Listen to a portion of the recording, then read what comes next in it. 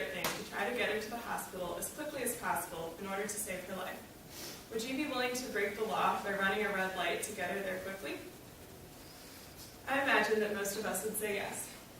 Now imagine this situation between law and morality on a much larger scale. At an age when most of us will be graduating from college, 22-year-old Bradley Manning was being charged with the biggest intelligence leak in United States history.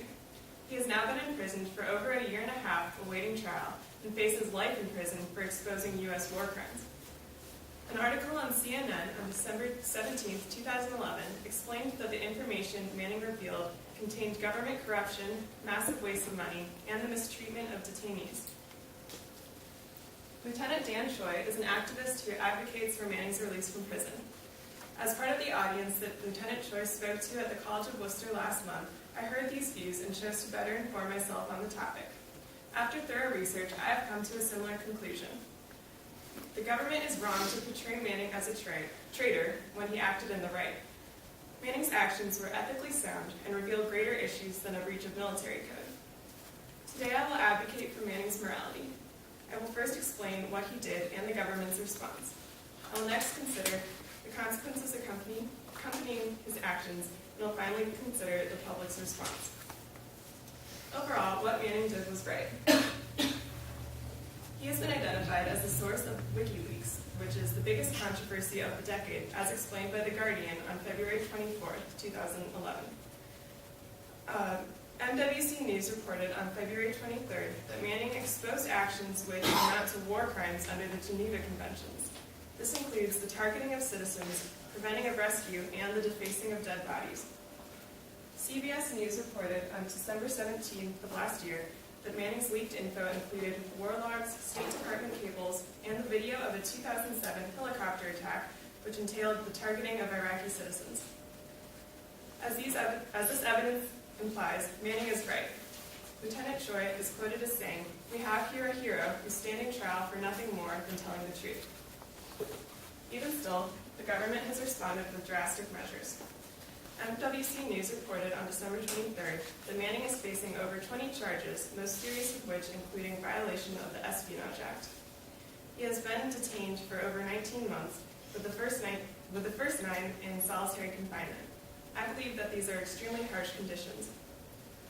Now let's consider the repercussions that actually happened with Manning's actions.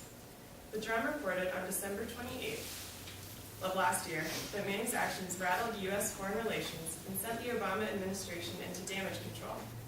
Manning's lawyer was quoted as saying that his actions did little real damage to the United States. The same article explained that there has been no evidence found of Manning's intent to aid the enemy.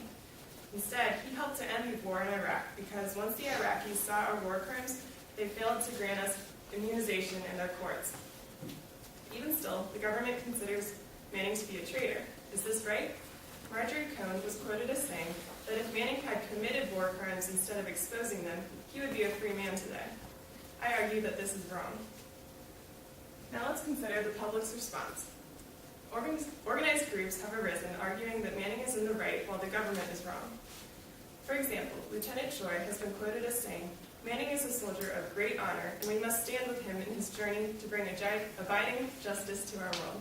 Those who fear the controversy of truth do not know the responsibility of moral living." Furthermore, Manning has been nominated for the Nobel Peace Prize. RT News reported on February 6th that the movement of Icelandic Parliament has nominated the analyst for the award. The article quotes the group as stating, "It is extremely important that we honor the whistleblowers of our world so that people will not be silenced from performing their civic duty." Overall, it is sad that our government sees Manning's actions as wrong when so many in the world recognize him to be supremely right. While Manning clearly broke military code, I argue that he answered to a higher code of morality. No major negative consequences resulted from his actions.